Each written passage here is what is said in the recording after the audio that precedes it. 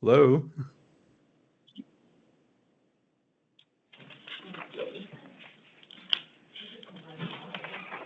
Good afternoon. Good afternoon. Good afternoon. This is the meeting of the Operations Advisory Committee, February 12, 2026. The committee Operations Advisory Board consists of Faye Christian, Howard Pallavi, and Lydia Tang. And also Melissa. Pardon? Melissa Wade. Oh, and Melissa Wade, are you on it? Yes. That's why she's not available. available. I thought, I didn't realize, thought it was just three of us. And here I said you were being a wonderful person. I am still a wonderful person. Coming in. And Melissa Wade, I'm sorry. Hello. All right, and also from our executive, Benjamin Jones, our CEO, Javika Elman, CFO, Mary Coonan, COO, Ada Morales, Executive Chief of Staff, and Bryant Daniels, AVP of Communications and Government Affairs. We will now begin our meeting. And also, let's see now, I think that's all of our board meetings, and of course, residents.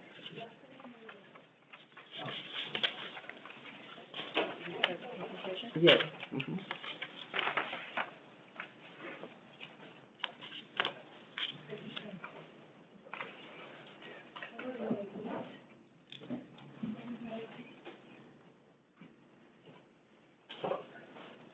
There he is.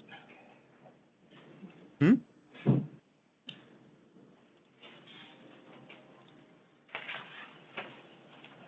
Oh, good. You see that okay? Can everyone see that?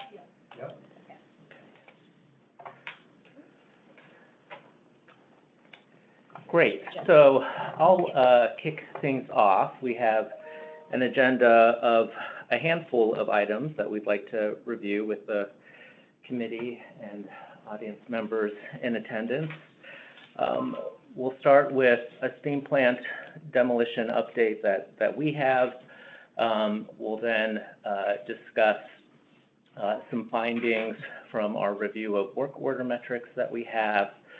We'll give a few quick updates on some REOP projects that are happening, AVAC repairs and the West Promenade enhancements, and then do a recap of snow operations from our exciting snowstorm. And along the way and at the end, leave time for any additional business or questions that people have. Let's go to the next slide.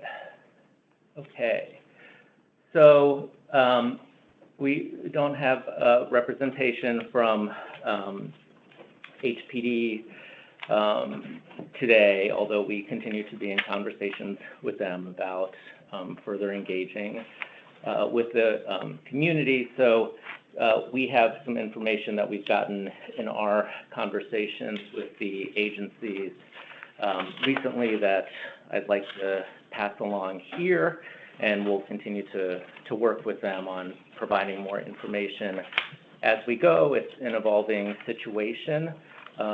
Right now, as a reminder for folks, there's a couple of agencies that are primarily involved from the city and the state.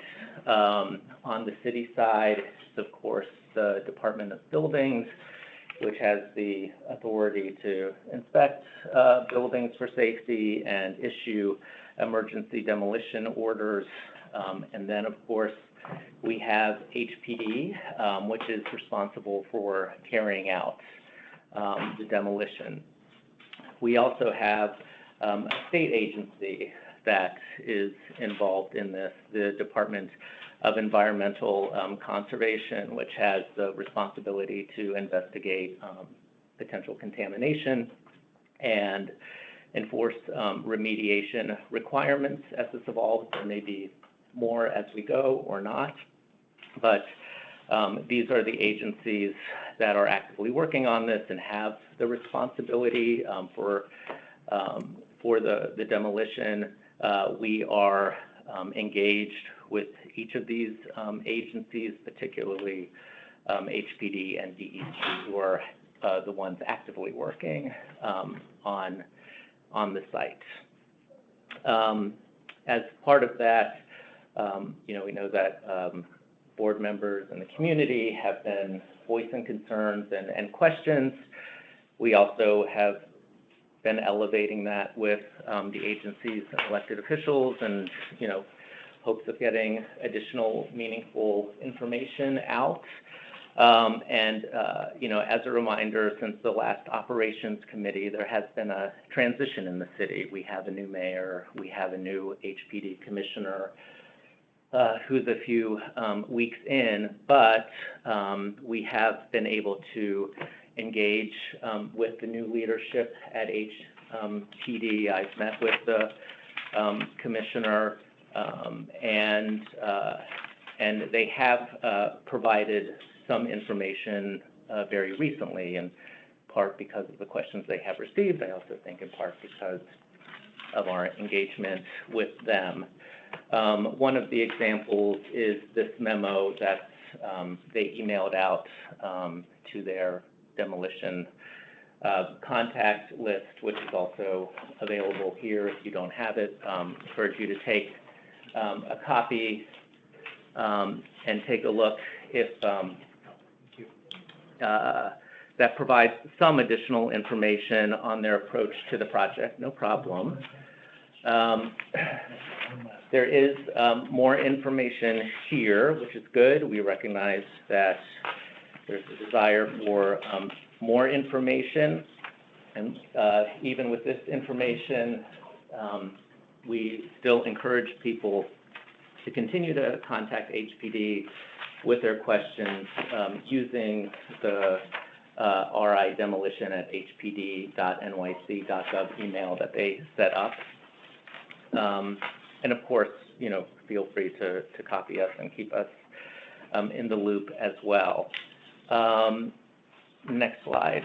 The other piece of new information from the city that we have is a new 8-week look-ahead schedule. They had provided one initially at the last operations committee meeting that we had in December, I believe. So we had not gotten new information on schedule until just recently, but they provided this to us, I believe, actually this week. So we also have it. We also have this available here, but you can see on the line this goes through March 20th. I would say that the oil tank removal, which has been underway as part of their original look-ahead schedule that they gave us in September, the visible work that is happening is the site protection work for the most part. The sheds being installed and the shed and scaffolding that will be installed, you can see in the schedule, starting in March, will be visible soon, according to this schedule. We did ask them for, so it looks like it's actual demolition work itself will not happen yet as part of this 8-week schedule. There's still site preparation and means and methods. There's 6 categories here. We asked HPD for definitions of the key tasks. So Mary, if you flip to the next slide, these are some of the key activities that are happening. The oil tank removal and backfill line item involves the excavation, I need more candy, to expose underground oil tanks and more, and to remove and dispose them. The shed installation It's in a number of areas around the perimeter and will extend, for example, over the tramway and building make-ready work, other activities to remove obstructions. This relates to potential asbestos abatement within the structure. Just as a note on some other relevant activities, DOB was out and verified that all on-site permits are compliant and posted where they need to be.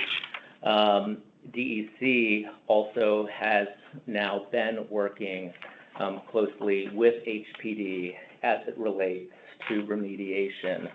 I've been in touch with the regional leadership at DEC this week on this topic, and I will say again that the leadership both at HPD and at DEC is paying attention to this. The news I have from DEC, which is I just received today prior to coming to this meeting, is that they have inspected the site and did observe an oil sheen. They notified HPD, and excavation work has been paused while it's investigated further. Note that this may be from a historical occurrence. We don't have more information from them yet, but HPD and DEC are working closely together on this and the necessary remediation as a result of this. And so I hope and expect that we'll have more information on that soon. But that is the news that I have pertaining to the demolition, and I'll keep the committee and we'll keep the community apprised of what we learn and any new information that we can share along the way. Any questions? I want to Yes. thank Any Laura for questions? sending the pictures. Yes. I really Oh, yes, appreciate the pictures sure. that you sent. Thank you so much for sending the pictures, I really appreciate it. You're welcome. So, if you wouldn't mind, can we take a look at the pictures?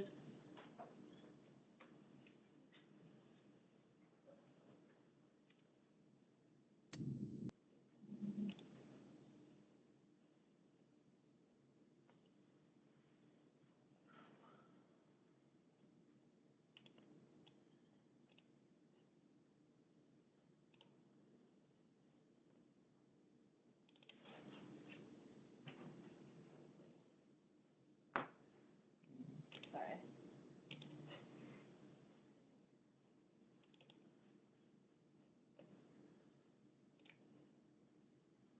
So since you took pictures, can you just briefly explain what the pictures are of?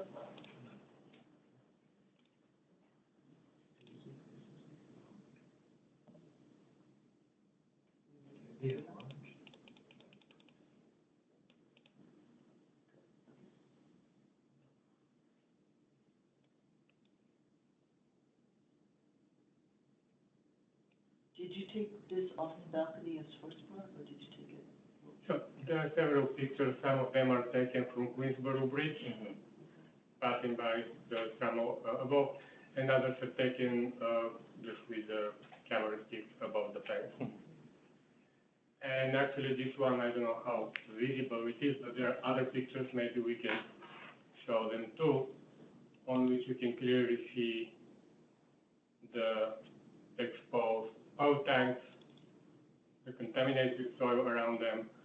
This picture specifically, one of the questions we have is, this is a pile of snow and soil right next to the gate, on the outside of the construction gate. And when you look inside, the concrete pad inside of the construction is really clean. It seems like the guys cleaned very well, which is good. But is this soil clean soil or is contaminated soil? At the moment, it's on the outside of the construction.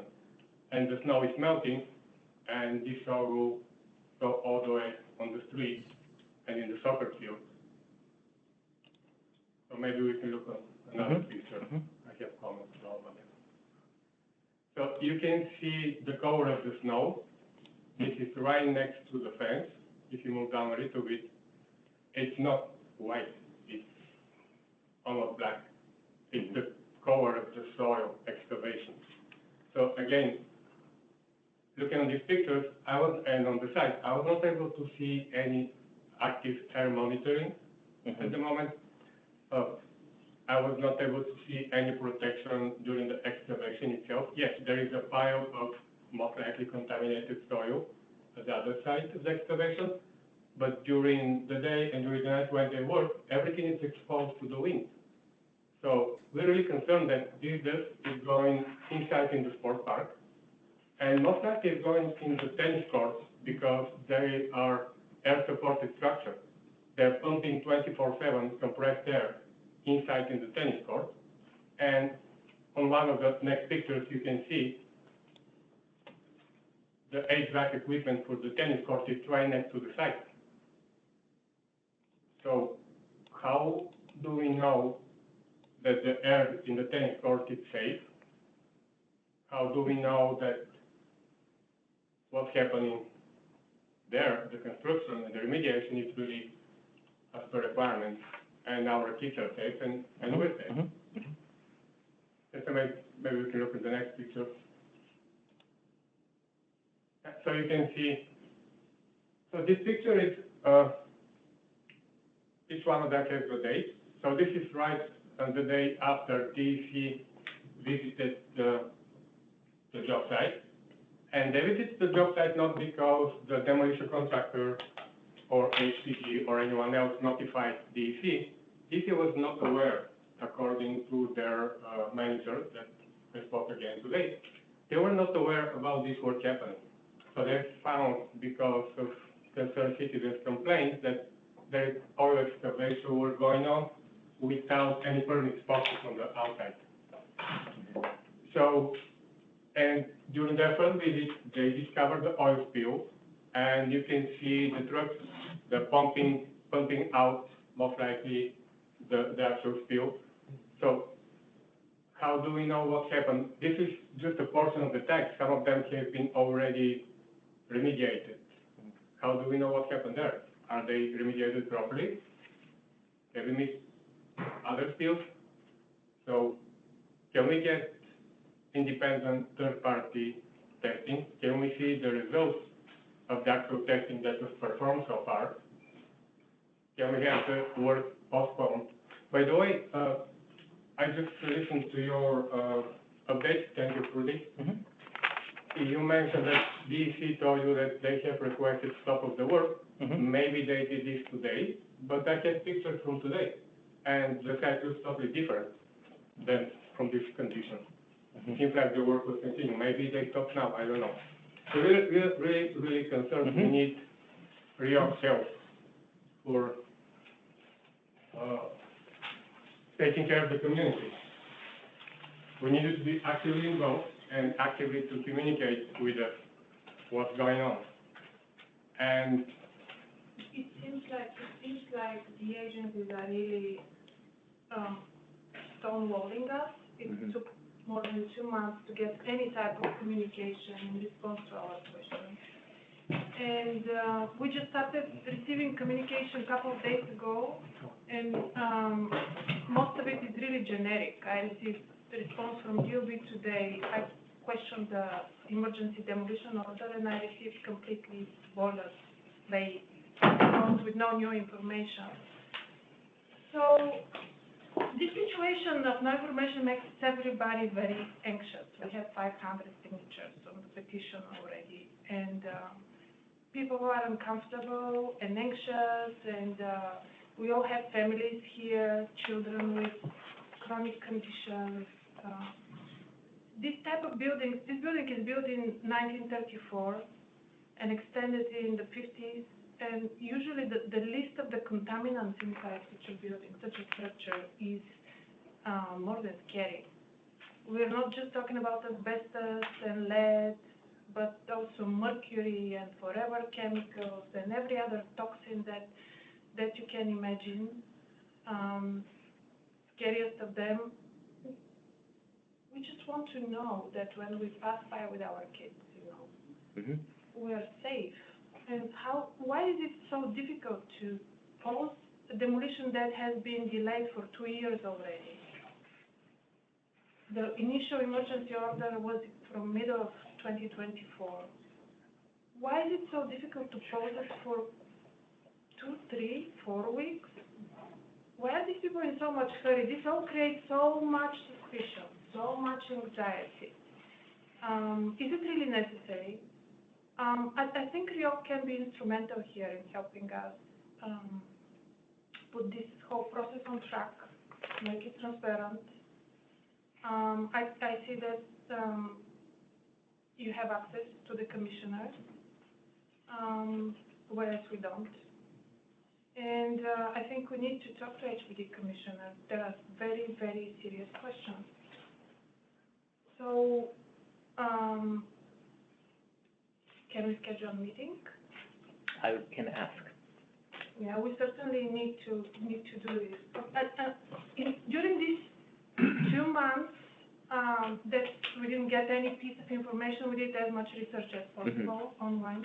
I myself am a registered architect, so I have a little bit of experience with the city system.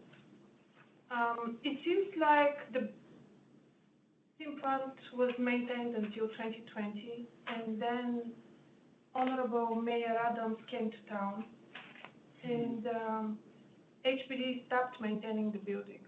So I don't understand the word emergency in relation to this building, because there was no emergency. There was no storm. There was no earthquake. There was nothing unexpected happening to this building. It's just HPD at some point stopped maintaining the building, and that was a conscious decision. And because this building belongs to us, to the taxpayer, can we get a simple explanation? Why do they want to demolish the building? Obviously, this is a deliberate policy, not an emergency. But pay attention, when you declare emergency, structural emergency, you can skip important environmental procedures that protect our children from being poisoned during the demolition process. And so why is this emergency declared when, there is no structural report to back it up? Nothing unexpected happened. Is it because somebody wanted to demolish the building quickly and cowboy style without environmental measures? These are the kind of questions that pass through our heads as parents. Yep. Looking at the demolition site, and we are not getting answers. More than 2 months already. Help us, because obviously these people are not going to stop the demolition. We're talking about $7.5 million cost. Who's paying for that? Well, we haven't been getting any answers either. This is money. Who's paying for this demolition? And why is it, like she said, why is it necessary? Where is it falling apart? It's just like, you go in the back, you have the smallpox ruin. Nobody's touched that. Nobody's moved that. That's still there, right?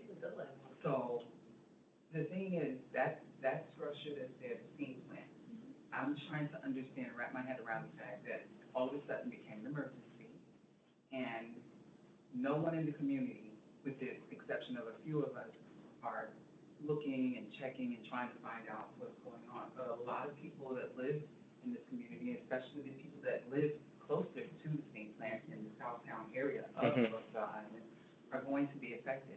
And they are very unaware of what's going on, as we are, just unaware. And all this money is going into the destruction when the building itself can be repurposed, or made into something that can generate some type of money.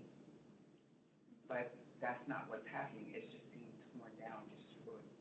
And it's one of the artifacts that's a part of this island, just like the smallpox ruin and other things that are just being removed hastily without any discussion with the 14,000 residents that live on this island. Everything is being done in secrecy, so it seems. like she said, we just want immediate answers. Well, hopefully, we're gonna get more answers now, because up until now, it's just now that you've been able to, with the Yeah, new get more administration, Yeah. I mean, with this short time, we're getting answers, so, hopefully, Mr. Jones will be able to lead us. I will try. I did reiterate this week with HPD about the questions, including those about why the emergency demolition was ordered, and they said they would work on getting more information in that regard. Just procedurally, it seems like if HPD, as an owner of the building, requests a pause from DOB and time to repair the building instead of demolish, they can be granted pause, and the building can be saved. It's not unusual, it's completely possible, and then if we save the building, there are so many paths, that are beneficial for all the stakeholders. You can have a research on the island, what's needed. You can hire appropriate urban design and architectural firms to do survey and to research possible programs that can also bring income and bridge some gaps in the budget, in RIOC's budget. And at the same time, we can avoid all this contamination, toxicity, and also a process that is quite untransparent. I'm sorry, my main concern is the current exposure to contaminants that we have now. And so what I want to propose is getting RIOC to have air quality monitoring now or as soon as possible around the structure, not on that particular land, but around, because we know all the kids in Marlin, they walk to the sports park, and they're passing by there every day. I know I go there every day. I know that people are walking, even during the deep freeze, maybe contaminants don't move as quickly through the air during the 10-degree weather that we had last, 5-degree weather we had last week. But still, there are contaminants in the air, and we need to know. We have the responsibility, we have the fiduciary responsibility to our residents to find out what's going on, for our residents to make sure that our kids aren't being poisoned. The adults are being poisoned. All of us are being sick. The tourists are being, the senior citizens that are still walking around, Yeah. So, is that possible, Mary, to get I guess Well, it's before- frequency monitoring. Probably And frequency. if, I would just say, sorry, Mary, to interrupt, but I would say that looking into air quality as also someone who spends every workday You're right by there. by the You're right there. Right there. is important and absolutely worth looking into. That's one of the questions that I'm waiting to hear back from DEC on, because this is, I believe, in their purview, and so I want to see, based on what they're doing over the next few days, what that may lead to in terms of air quality, and that if it turns out that there's something else that should be done, then we should definitely explore that. Yeah. But there is the possibility that this might actually fall within DEC's approach If it to the falls work. within that, their purview, and we started, can we just bill them for it? Well, that's why I want to see if they're going to do it. Yeah. Always hard. Or compel HPD and the contractor to do it, or whatever the outcome is. So I think that's an important question that we have raised, and hopefully we'll have more Because information I see soon. from the schedule that phase 2, they're gonna be doing continuous air quality monitoring, but I don't see it in. Right now, right. Yeah, right right, now. Right. And I don't know what's happening. You Yeah. can't see it by, I don't see any monitoring at all. Yeah, it doesn't appear that there are. Nothing, nada. Yeah.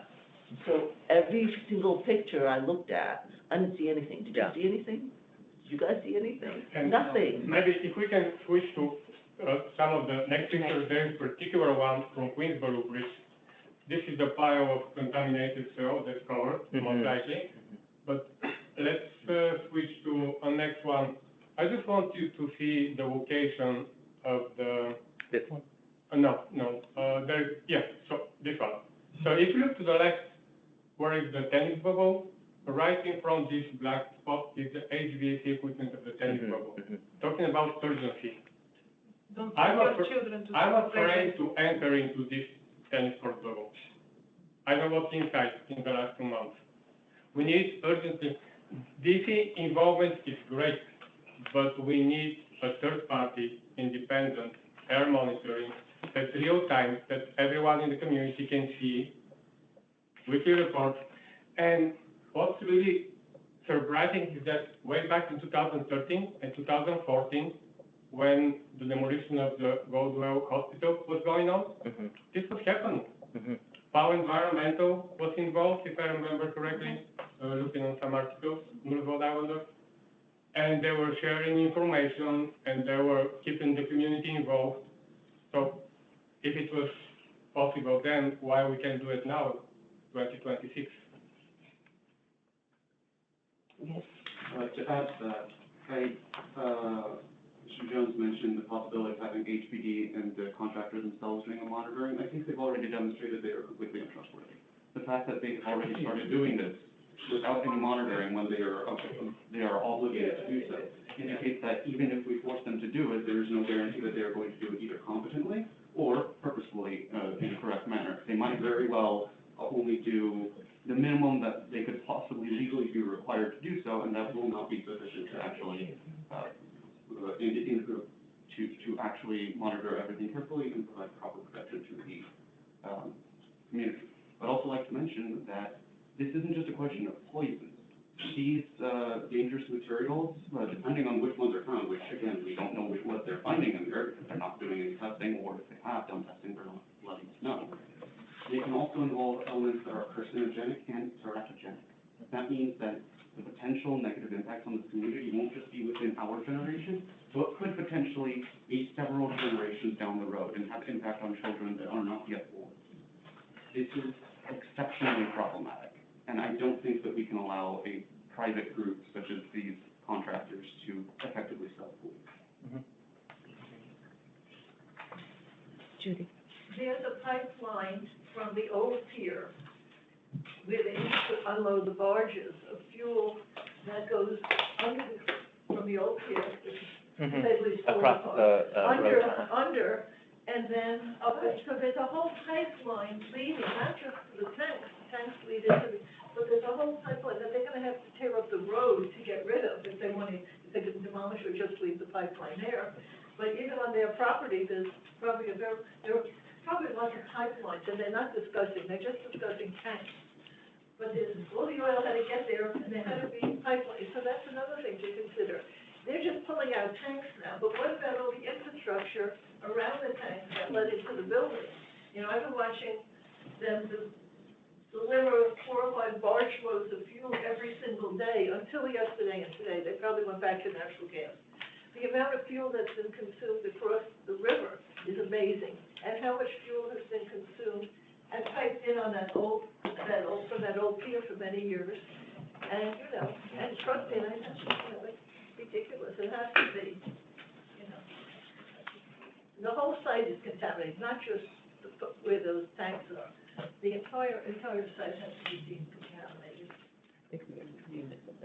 Yes. Do you have anyone else? Any other comments? Rick? Yeah, so usually, environmental impact statements are required, before demolition of a building like this could be done. And I'm not aware of any environmental impact statement that was done for this. Is RIAC aware of any kind of environmental impact statement? I'm not, but I also believe that's because this is stemming from an emergency order. Supposedly. So follow-up question on this. Do you know the name of the environmental protection company specializing in environmental remediation that's already involved in this project? Is there one or only the demolition company? I don't know, and I will learn more based on DEC's involvement in this. I'm just wondering if REAC's legal staff could look into whether or not the environmental impact review is required, notwithstanding the claim of an emergency, since the emergency is almost 2 years old. I'm not quite sure how much of an emergency it is. And, you know, the residents really don't have the ability, or I don't know if they do or not, but to hire, you know, legal counsel, but REAC has an in-house legal staff that might be able to influence this somehow. Joel Kupferman, I'm an environmental justice attorney, came from the other island called Manhattan. The other island. I'm very familiar with demolition. We're the lawyers that not only litigated over the World Trade Center, we're the ones that got down there and picked up the samples and had it tested. They got all that information out. The city, the state, and the state, 3 years told everyone that it's safe, even with all those records that they had there. I'm dealing now with demolition at Reese houses. It's a brownfield site. There's people living there. They're taking the pipes up. There's asbestos in the pipes. They're not stopping people being exposed. DEC is not your panacea in terms of stopping. First of all, even when they monitor, they use something called PM10, which is for larger particles. They're not testing for PM2.5. And the worst thing is, it took me years of doing these cases, and we got monitoring, and we realized the monitoring in some ways is just a power. Because when there is something bad that happens, they're just going to say it was another emergency. They're ready to use the emergency bit, and there's going to be no more testing, or they're going to say, even the contractor is going to almost like say, sue me or fine me, all right? Just a little side note, the cities owe $2.1 billion in uncollected fines, not all environmental work. So even they go through this motion that they catch the contractor doing bad work, they give them a fine, they're not even paying it, or in some cases paying it. So it's monitoring is totally mixed bag, because they're telling you doing all this stuff, but there's no enforcement. We have whistleblowers coming to us from different agencies, and they tell us they know that it's bad, and then we ask for a stop work order, or when there's an exceed, when they're doing air monitoring, there's an exceedance, and then they end up sending to fix the problem in 10 minutes. We just can't understand how. We work a lot of NYCHA housing, so we're very familiar with bad demolitions and bad reconstruction. We put the monitor away from the buildings where it's monitored. They were cutting into the building, there was concrete dust going into an apartment where there were 2 asthmatic people, and NYCHA didn't even do anything about those contractors. So there's a lockstep with a lot of the environmental firms. They hire environmental firms and engineering firms that don't see anything, all right? They also, the reports that we get, the actual live data shows danger. The executive order, almost written in a different font, that says it's minimal. You know, that's the buzzword. So I think over here you have almost a perfect storm. We're dealing, I've dealt with Con Ed in many places. We got hired by the firefighters union. We got to know them over 9/11. We're the ones who told them what was bad in their trucks and the fire. Most of the, we don't want to besmirch anybody, but most of the fire chiefs are scared to go into a Con Ed building for lack of proper reporting of what's at a site. That's not even a demolition. So the fact that they got the emergency order really raises the question, if it's an emergency order, there should be more protection. There should be monitors on the whole island, right? They're doing less. So that just, begs the question. But you really, there's gotta be independent people coming in, but also we have to make sure that DEC, the Department of Buildings, including HPD, we support them, backwards, forwards, and there's good people in that unit. It's not the whole bit. But when there's a push to do something, they're gonna do it, and if there's a building collapse, we dealt with building collapse just 2 months ago in the Bronx. The chimney went, and the investigation is still lingering. The good people we know that's supposed to be investigating are kept away. So I don't wanna give you, walk away with negative feelings, but you really have to protect every bit of air, that air. And if something happens, they're gonna say it was an accident or whatever. There's a history that's here, the legacy, which on the island, you mentioned the barges coming and going. There's PCBs, I mean, the steam plant is just big, all right? We're not even talking about, there's PFAS and everything else that's there. But the upsetting thing is, they don't stop the bad activity. They just, we report and they'll just say it's there. You know, in DEC, we have to actually drag them sometimes, you know, and that would, it's gotta say, and maybe one of the few people that challenge them all the time. You know, and we learned that too, that they just discover the oil spill. So that you So it's like after the fact, you know, they call into something and then they're gonna, you know, the security guy goes, oh, did you notice that the vault door is open and there's nothing left in the vault? I mean, it's really, you know, it's scary. And there's a lot of, I don't wanna say, we call them apologists, whatever, there's a lot of engineering firms that are gonna come in and sit down and give you sheet after sheet after sheet, you know, of showing you stuff. It's being, I think they revealed their card, you know, that there's not, it's not rocket science, it's not going, and after speaking to judges after cases, they really intend to do this, but they just wanna get this done and placate people, you know, and give you a lot of spreadsheets. I mean, you know, the graphics people make a lot of good money, but, I would really, you know, be concerned that's there, and then, like, make them meet their words. It's an emergency, then, you know, what's the emergency? We, you know, concerned about structural damage that's coming down, and this stuff travels. They also tell you that it doesn't travel anywhere. We've had cases, brownfields, that the truck leaves, and it was a substation, a Con Ed substation for the subway system. They said they did one test for asbestos. We researched, like across the country, we have experts that get involved with every case. The bricks, the ground in the bricks back then in the 30s used asbestos in the ground, there's asbestos in the bricks. So not only did they take down the bricks, their bulldozers were going over it and just, you could see the dust coming up. Then we asked to mediate it, they're gonna tell you that certain things mitigated. They took water, a little hose, and I don't wanna be profane, but it's like a mosquito peeing on, you know, on the elephant. But they used enough water to cause the water to run down into the pathways, into the sidewalk, and people were walking through it. So a lot of times, they'll give you piecemeal mitigation, and it's worse, and some way to make it worse. We're dealing with with the Legionnaires' death in Harlem, and it's not just the water, a lot of our research shows it's not just the cooling towers, which you should be concerned here. It's also a little scary that 8 of the 11 places that caused the problem were city-owned. One being Harlem Hospital, and the other being CUNY Science Building. So it's like we have out a little bit of, we call it healthy skepticism of all these agencies. The Legionella is not just coming from cooling towers, it's coming from any construction and demolition. So the fact that they didn't even mention that there's things that this stuff generates. We have places where, in Reese houses, right south of the Con Ed plant, there's a lot of steam pipes that are there.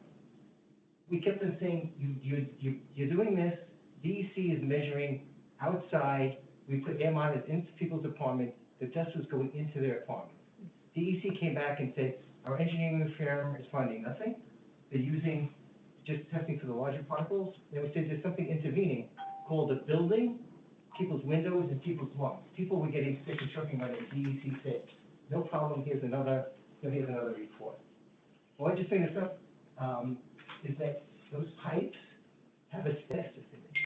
We got called out in Union Turnpike, the group called us, I sent my interns, they were concerned that there might have been asbestos, they're doing a sloppy job. They only put one asbestos sign, and there should be signage all over. And one of the people actually heard Con Ed say, we know there's asbestos there, we don't want to rile people up.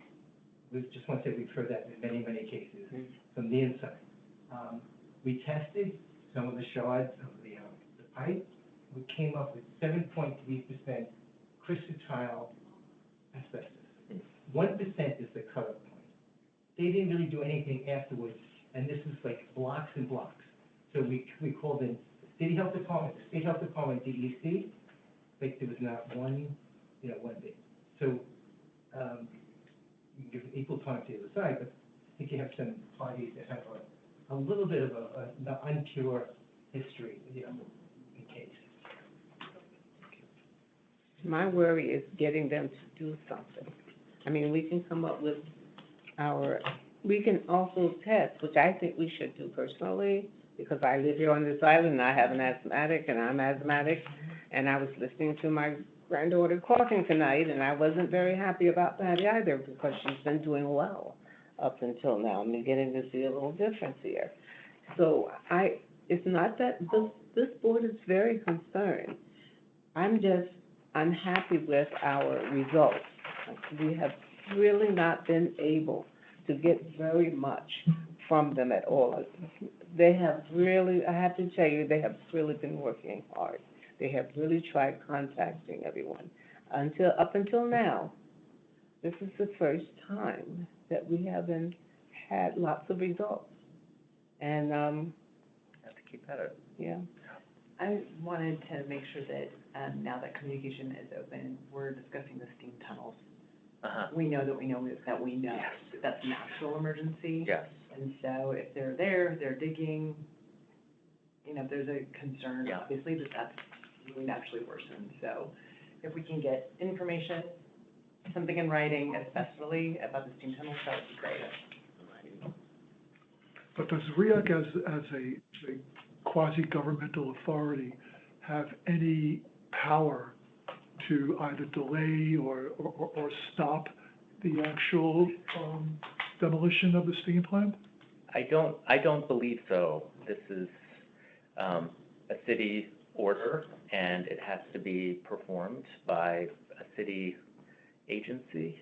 You know, at the state level, where there is some authority to deal with this, is where the DEC comes into play.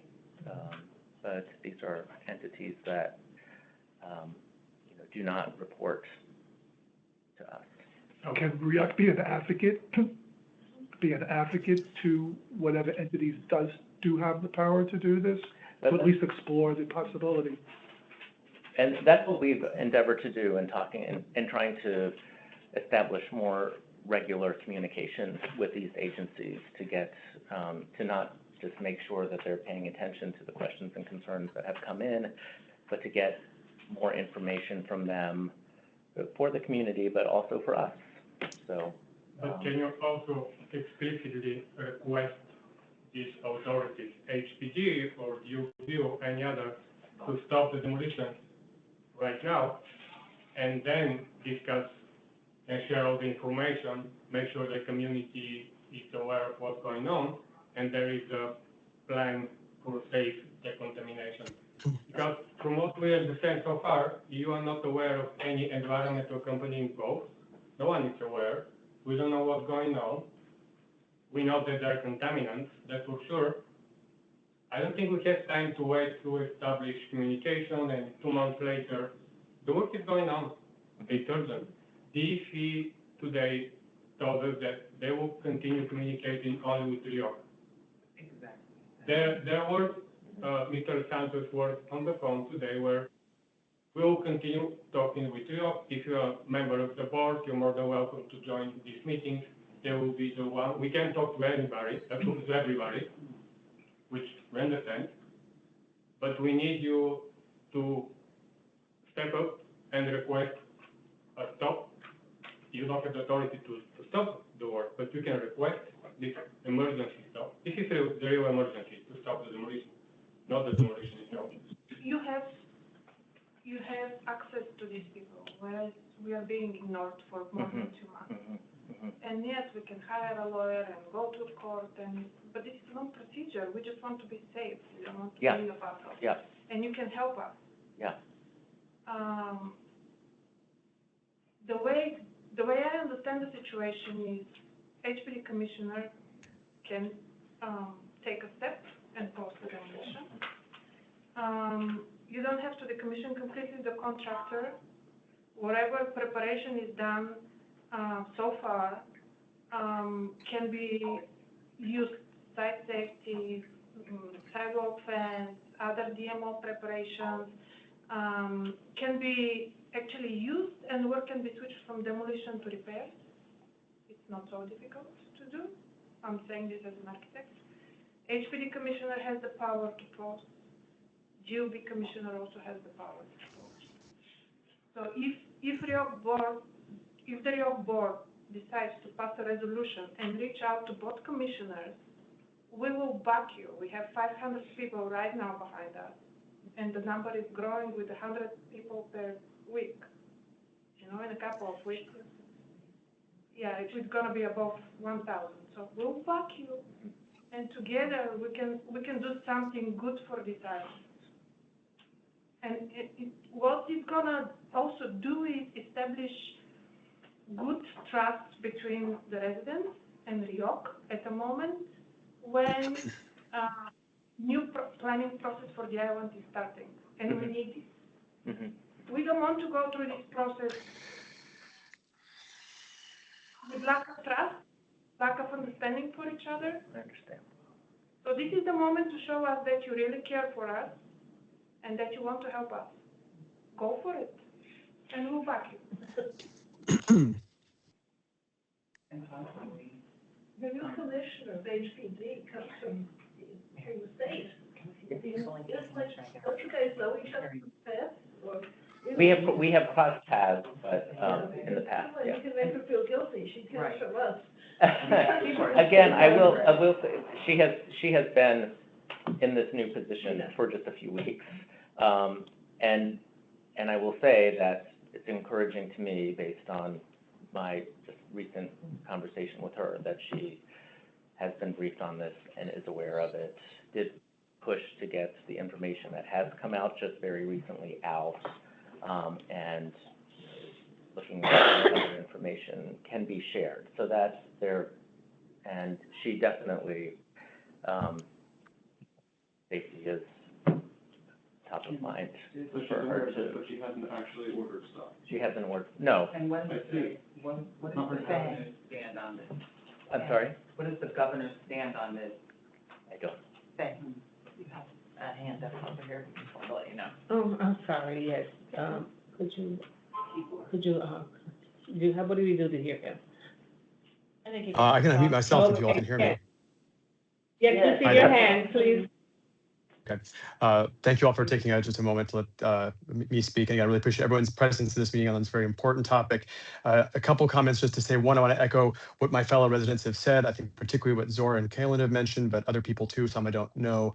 But I think they really reflect the tone and the concerns of a broad number of people, those on this call who may not be speaking and those who can't or are unable to attend. So these are really valid points, and I, of course, won't repeat them.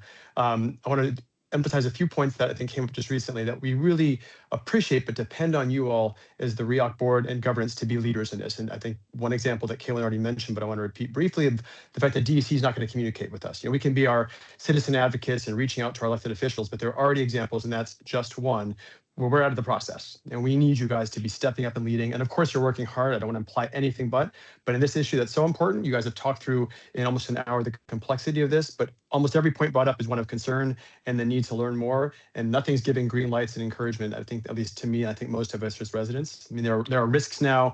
You know, we've discussed this idea that there's an emergency order, but seemingly all the reality, the data and so forth is saying there are risks happening already now with no convincing benefit from the demolition. And I think in light of that, well, I appreciated Rick's comment and some of the initial answers. I just want to, as a respectful resident, reiterate that, to my mind, the only necessary step right now is the pause of the demolition. Not to say the long-term outcome is known, but there is more information, there's more protection, and every day or week that kind of goes by in a more inevitable, drawn-out bureaucratic process is not just even the risk of harm, it's likely some degree of harm. And so I'm going to echo with a little bit of respectful force, you know, what can RIOC be doing right now to be assisting in respectfully, but leading to the pause of this demolition. So again, thank you for your efforts and for taking a moment to listen to my comments. Thank you. Thank you. Right, Hello, you hear me? Howard, Yes. Howard. Yeah, I think we definitely need to have clarity on the nature of the emergency order, but I'm wondering if we can separate the stabilization and remediation with regard to the smokestacks as distinct from the interior of the building.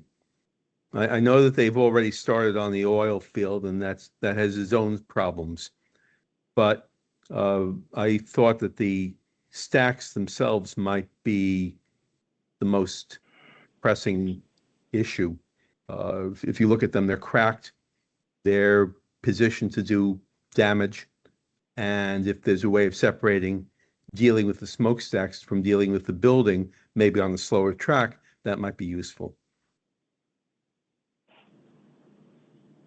By the way, I second that. the way the process is described, there will be a scaffold around the smokestacks anyway, and Arcry had some preliminary conversation with smokestack maintenance contractors. Unofficially, preliminary estimate, the smokestacks can be repaired for a fraction of the $7.5 million. Smokestacks can be repaired, cracks can be taken care of, they can be stabilized, they can stay as a landmark on the island for a fraction of the money for the demolition. So explain to us, why do we have to spend $7.5 million?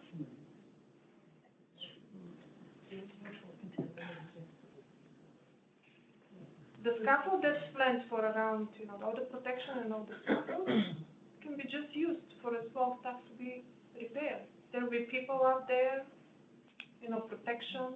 Instead of taking down the small stacks one brick at a time, let's repair them. Right, we've talked about like the Domino Sugar building, right? What's happened with that landmark building. I worked on that case.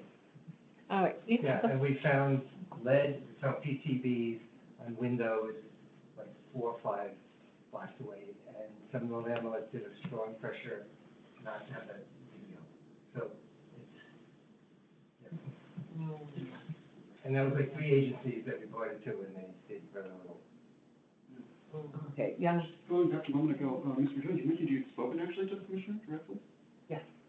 And she was behind this additional information that you released just now? Yeah, this all came from this current So, administration. I'd just like to ask, is there any reason why said commissioner has refused to follow a temporary stop order? As far as I understand, there's no other jurisdiction that's getting in the way of her ability to do so, yes? So given that you're directly communicating with her, perhaps you'd be able to shed some light on this? Perhaps you'd be able to ask her that question? Because I feel like that's probably that's the most urgent issue here.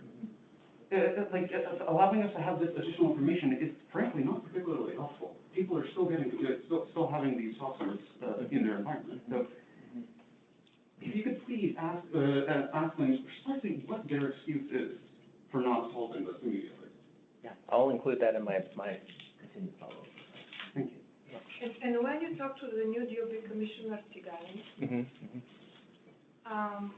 can we clarify, is there any structural report at all on the building?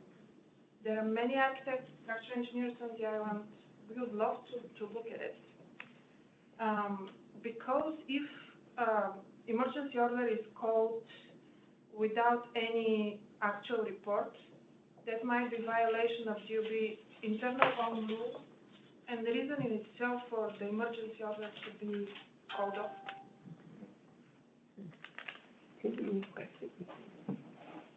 PJ,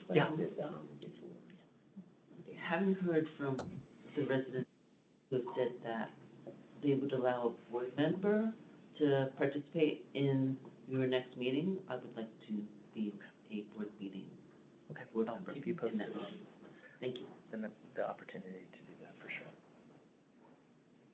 Okay, well, let us, we should advance a little more. Go ahead, I think we should move on because time is Can we make a plan before we move on? Sure. Just plan, summarize what the next steps are and how we communicate and how we keep working together. So you can make a plan and a promise. And, The promise that you request a stop of the demolition, we know it's not in your Let me plan. put it in the plan. Oh, okay, so it is part of the plan, let's just do a plan of it. The immediate plan, well, the immediate next step is to find out more information from HPD, NDOB, and DEC about what is going on at the site, given their pause of the excavation work. And I think that will be very important in determining the next steps.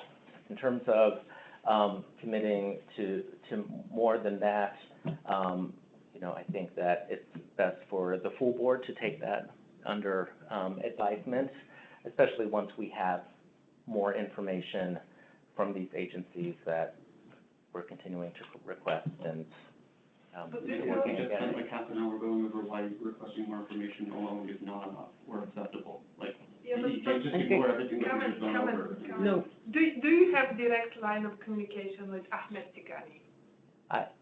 I believe I can get in touch with him. Can you tell us, the whole group, that you're gonna call Ahmed Tigani Yes, tomorrow yes. and ask him to reduce the emergency, order, one step down, especially if there is no structural report to back it? I And will, look again at it, and can you promise us that you're gonna call tomorrow Dina Levy at HPD or her chief of staff, whoever you have access Yeah. to, and tell her that we really want this demolition paused? I will reach out to both of them tomorrow, and I will pass along all of this information and ask what else can be done. I can't guarantee that I will actually make contact, tomorrow, but I will, I absolutely commit to reaching out to them. it's the pause, The number one. I will ask them if they will consider doing that, but That's not what we're asking. We're No, asking whether you will have it sounds like a problem. it's, Sounds like a there's a problem. lot, It I sounds like a I plan. will reach out to them both. You can't force them to ask, but you can say, Yeah. this needs to be solved. Like, this isn't an action asking them to consider it. So, okay, all right. Yeah. So after that, you're gonna communicate with us, right? Through, how do we do this? With Yeah, well, Brian? most likely, that is communications is him, and so when we have more information, we'll continue to share it, yeah. BJ? Yes. I would like the plan to also include immediate air quality monitoring Yeah. as soon as possible Mhm. with your lower particle. Yeah, Carbon that is Yeah. important. And DOT. Yeah. Their plans around air quality only relate to asbestos. Mhm. Right. And that may be evolving as part of this DEC involvement, and so that's what I want to find out as soon as possible. And if you need a registered architect by your side, when you talk to Ahmed Tigani, I'm volunteering. Okay, thank you. And if I could just add, don't trust me, go to the DEC site that has a whole page after page talking how bad PM 2.5 is, and yet when they supervising jobs, they're not requiring that. There's also could be a problem here of vapor intrusion, that whatever's underneath the surface, when there's construction and there's some type of, it causes a migration of underground waters, and that there was material accumulate under buildings, and they can come up into the buildings.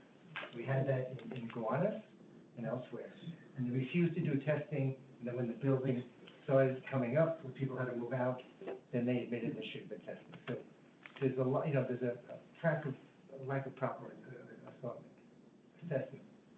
And also one of the things that, the big fight in every court case, in this case, is that they come back to you and one judge actually said, you don't have to bring us dead bodies.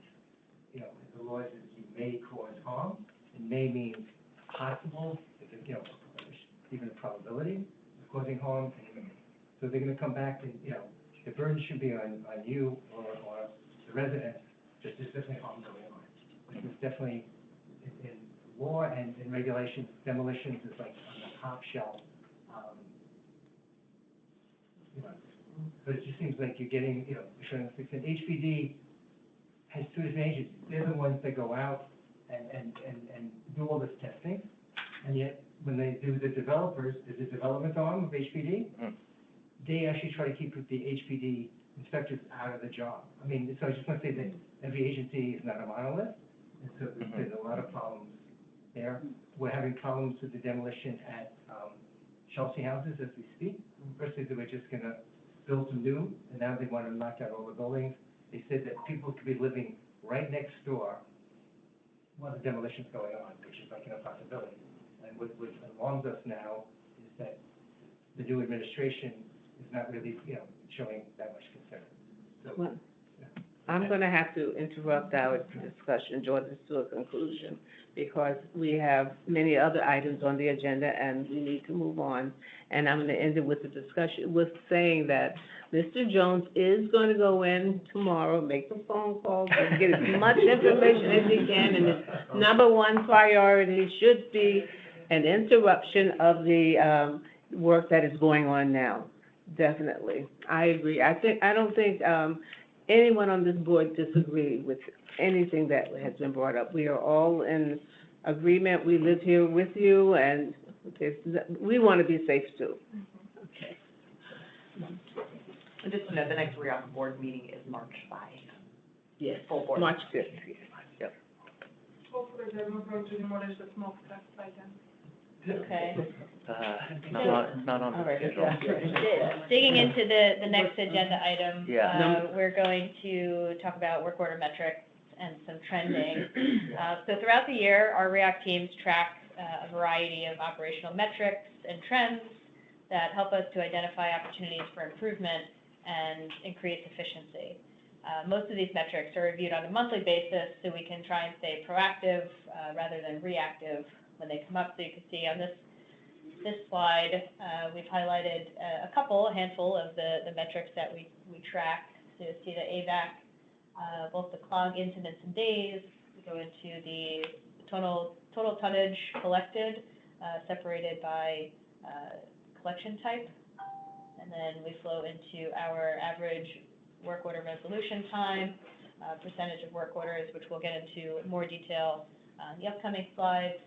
Our Brightly usership, which Brightly is our software that manages the work order system, and then into ridership for the red bus, the tram, and then tram line occurrences, which we also track on a monthly basis. So just to give you a sense of some of the metrics that we do track. Quick question, Brightly users, does that mean only 9 people used it in November and 6 people used it in December? Those are the number of people that sign up that month. Sign up, The like, folks that sign up each month, we track how many people sign up each month. And we'll talk about that a little Yeah, bit later. we'll In the show you, presentation, it's an area of, you're onto something, Lydia. It's an area of opportunity. Yeah, go ahead. Question that, total tonnage of waste is organics, is that the brown bins in the buildings? That is the organics that are collected within the AVAC yard that each of the buildings will The brown pull out bins in the and bring building? here. Yeah, Or they're pulling them out? they're taking them from the residential buildings and bringing them to the AVAC yard where we have a composting container, correct? The brown bins? The little brown. I don't know what color they Okay. are, Yeah, but the- sure. Thank you. Yeah. brown or any They're other not- color? It's not anything that you are separating, it's the buildings are separating out. We've got recycling, bulk, and waste are garbage. Yeah, bulk are, couches, Okay, stoves, large appliances, large waste items. okay. So waste is the- garbage, bulk are big items. Metal, glass, plastic is recycling. Mhm. Paper, cardboard is recycling. Yeah. Okay. And the organics also include things that we compost here at REAC. Oh, So okay. we do a lot of our leaf collection, any large branches that are collected, and the lovely Christmas trees that we collected over the holidays as well, all contribute to that, those numbers So there. you're not throwing them off the end of the island anymore? Anymore? Or was that a thing? Was It there, was a thing. was there a Christmas tree toss back in the day? Oh, Throw okay. Christmas trees off the end of the I don't think that's an event we'll bring back. No. Yeah, okay. Yeah, thank you. And then If you could just go back, Mary, just also for context too, so, as Mary, pointed out, there is a good bit of data that we collect, and so part of this is the beginning of a conversation with the operations committee and the board on our efforts to think about how we can harness this data more effectively. So this data exists, we capture it in different ways. How can we make a point of getting these metrics like you see here, monthly, for example, creating a report or dashboard that we can use more regularly to show the good work that's being done, but also highlight areas for opportunity. And what I would like to work towards soon is even some kind of annual performance management report where we can, with the data we now have, start reporting on trends over the year. And again, both to like show how things are going, good, and opportunities for improvement. And so this is kind of an initial step to that end to give you a flavor. We're working on compiling that and thinking about how we can report it now. But one example of that, which we're going to dive into, is the work order metrics, because as Mary will show you, we do have a database of work orders. And so we dived into that data to summarize it, and just to, there are maybe opportunities to think about how to interpret and present this data. We're going to show you even more, but we wanted to do a first round so you can kind of see how we might use some of the data that we have. Yeah. What is a tram line occurrence? A line. A line Having a form. line. Yes. Yeah, on the Manhattan side. Is that just when PST comes, or is it, the tram people report there's a line? I mean, how do you know there's a line there at the time? So it can happen either way. So typically the tram attendant on the Manhattan side will call PSD and let them know that a line is formed, and then PSD will send officers to Manhattan. Because there are times when the lines occur just for a very brief period of time, and that may not show up. It may not. It might not. Yeah, yeah. I would like to add to our note, let's please note that Dr. Melamede has joined today's meeting. So getting into the work order and Brightly system. So we began integrating the work order system and software back in 2019 to help track and organize our work tickets. We've transitioned softwares as of last year to Brightly system, which is essentially an upgraded system from where we were. Back in 2019, we also enabled the feature so that residents and community members can submit requests online if there's something they'd like us to look into or repair. And really the system has grown tremendously and become a vital part of how we're managing work across multiple departments. And there's certainly opportunities to continue to maximize the software's abilities moving forward and use that data to help with decision making. So here are some examples of some typical work orders that are in the system, ranging from preventative maintenance, boiler inspections, street lighting inspections, to the roadways and pathway repairs. That could be a pothole that appears or Z-bricks that need repair. Those are typical work orders that you would see within the system. So Brightly ties into the ticket system, or? The ticket system was the original system, and that software was discontinued, so we had to transfer it to Brightly. Brightly is the new work order system. So taking a look at our 2025 performance summary, we highlighted a few of our key metrics.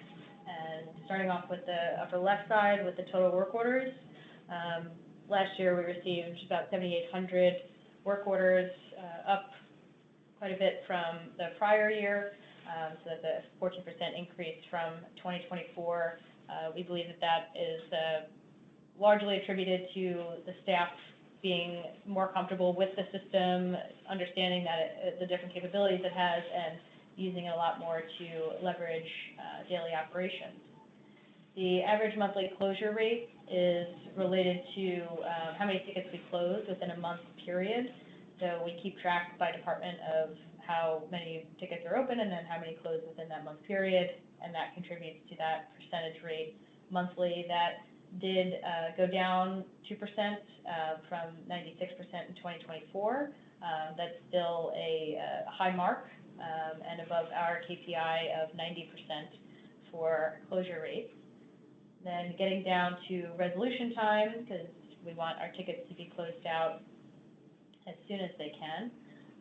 We dropped our resolution time to roughly 2.1 days, down from 4.1 days in the prior year, nearly, or basically half of our closure time before. And when we think about the days that a ticket is open, there are certain factors that we have to manage that could result in a ticket being open for a longer period of time. That could mean if there's a certain part or a special part or tool, piece of equipment that we need in order to address it, or if we have to go to an outside contractor, or if it's a larger repair that's needed and we need to plan it out. So There are certainly scenarios where tickets will be open for more than 2 days, so I'm not going to sell everyone on a 2-day closure, but, we have to take all that into account when we're looking at the work order. So shifting gears to trending. Quick question, average monthly closure rate, so that means that within, weird example, if the month closes out February 28th, right? So the ticket comes in on the 27th, if it closes by March 1st, does that average into monthly? So does the start time come when the ticket comes in, or the Brightly, whatever you want to call it, the work order comes in, and is it the end date, the end of the month, or is it a month from the time it comes in? That's the question. It's within that calendar month. The calendar month. So, That is closed. okay, so if there's anything that comes in at the very end of the month, and it doesn't close out, that It'll go into the contributes to- following month of when it's closed, and that contributes to the uptick in, the monthly closure rate. yeah, okay.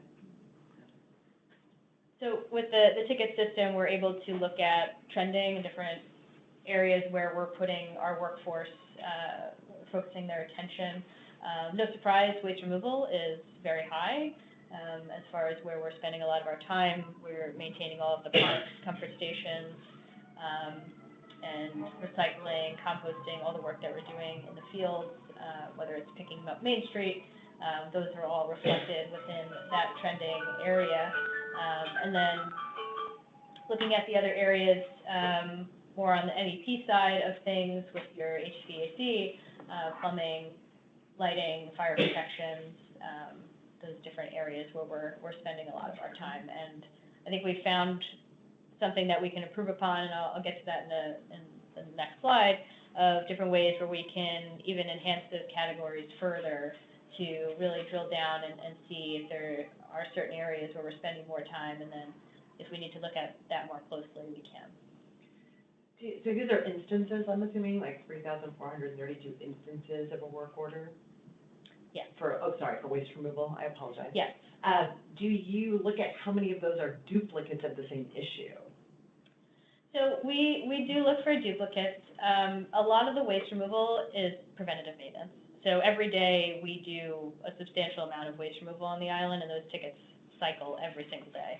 So if you think about it, every day we're out there doing, it could be 10 different areas of waste removal. So that's why it usually ends up being a very high amount of that type of trend where we're spending time. Because we're doing so much of it at so many different locations. So who's putting in I'm gonna call it a ticket, I know it's no longer a ticket, but who's putting in the ticket for waste removal? The department heads will put in their preventative maintenance tickets, and then let's say, if you're outside and you see that there's garbage overflowing, you put in that ticket, then we'll get alerted, and then we can route that ticket to the right department. Okay, so these are residents putting in? These are collective, these are everything. These are preventative work orders that our department and our teams are putting in, and they're also resident. Is that preventative versus reactive, your staff versus residents, or not necessarily? It's everything altogether. Okay, there isn't a way to parse it out? There is, and we'll get to that on the next slide, so you'll see, and spoiler alert, the resident volume is very low. And that's something we want to talk about, so, and again, also another spoiler alert is, again, much of this is, again, proactive work. So we use this to structure the work that our teams do. We use the work order to trigger certain activities on the island. Whereas, and again, like Mary was saying, if we can drill down on the categories, even further, we have some idea of what we consider preventative versus reactive.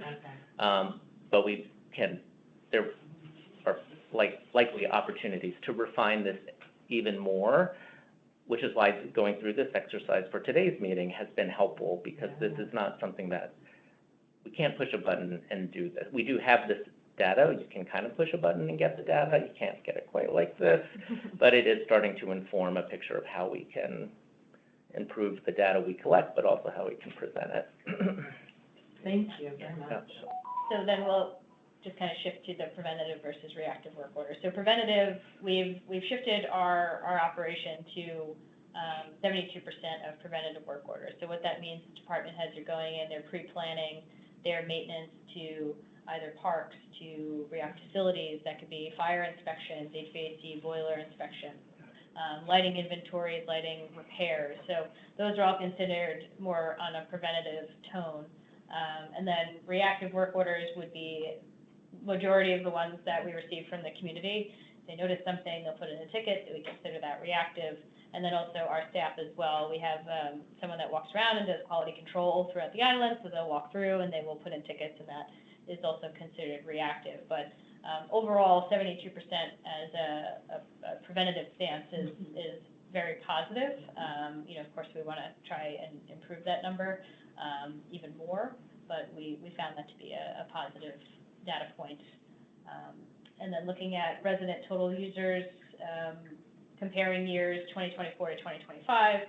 2024, the system was really transitioning, so we only really spent about a quarter, maybe 3/4 of the year with the new Brightly software. So really residents were incorporated at the tail end of that because we had to do our slow rollout internally, making sure the system worked. So no wonder in 2025 we had a very large uptick of residents within the system. So there's 95 were working within the system in 2025, and we have plans this year to continue to really communicate and make sure that the residents know how to put in a ticket, how to use the software, and I'll get to that in a minute.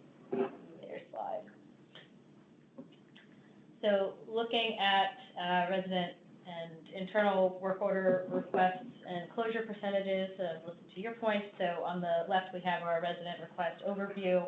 So the blue bars represent the amount of requests. The orange line represents the closure completion percentage of those requests on an annual basis. So looking at the left side, showing years from 2020 to 2025, REACT on average addresses 98% of the work orders that are put into the system. Our KPI target is 95%, so we are performing above that set point.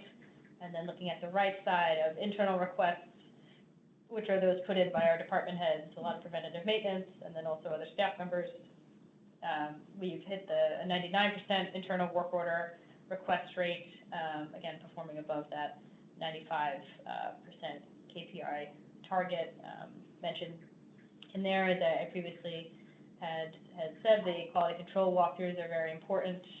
Planned preventative maintenance programs, the team spent a lot of time to really put those into the system and make sure that they are hitting all of the key points, and we believe that that's a large contributor to our 72% of preventative stance from the prior slide. Can I ask a question? So on the previous slide, it looked like there were 15 resident requests, but here I don't see anything that looks like 15 from like 2021. The prior slide was reflective of the amount of resident users. So, but then these are resident requests? These are the total number of requests that are resident. So let me understand your question. So you're saying those 15 people put in 205 requests? In 2024? Yeah, it's the same 15 people. Okay. Could be. Yeah, we can look into it. Again, we're building up. It's all too.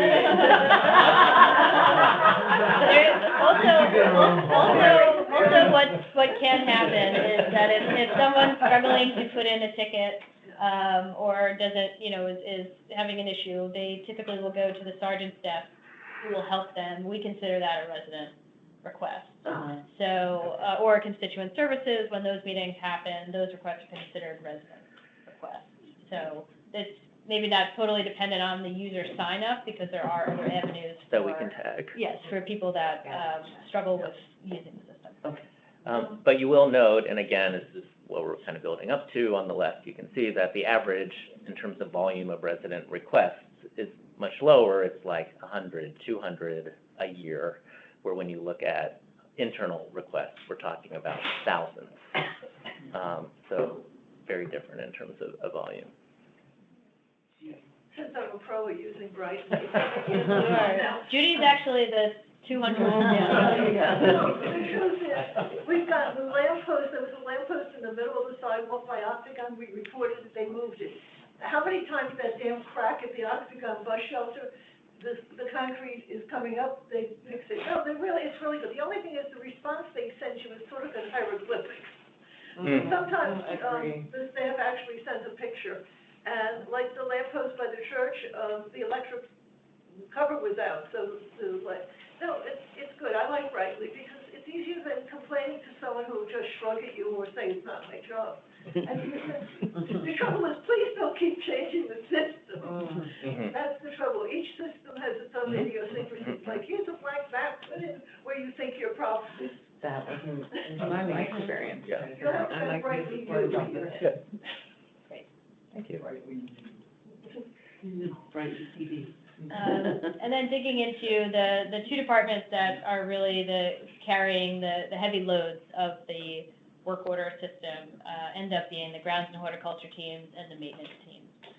No real surprise there. They're the ones that are going to be doing all the waste management, all the MEP work, and are really heavily responsible for the trending items that you looked at in the prior slide. So on the left side, we have the grounds team handling all the waste management tickets, which was our largest trending work order from before. This large increase is due to us ramping up our preventative maintenance within parks and within playgrounds and different community spaces to make sure we are staying on top of any waste issues within there on a daily basis. Top 5 trends for this team: waste removal, comfort stations, landscaping, Parks and Rec are within there. And then looking at the maintenance side, where we have the other largest number of tickets assigned to this group.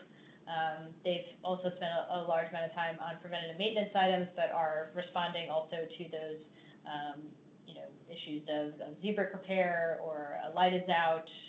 She mentioned the light pole, which was not a fun one for us, and the other matters that do come up. So the trending areas there, the HVAC, fire protection, we do our fire inspections every month, and then plumbing, painting, and lighting.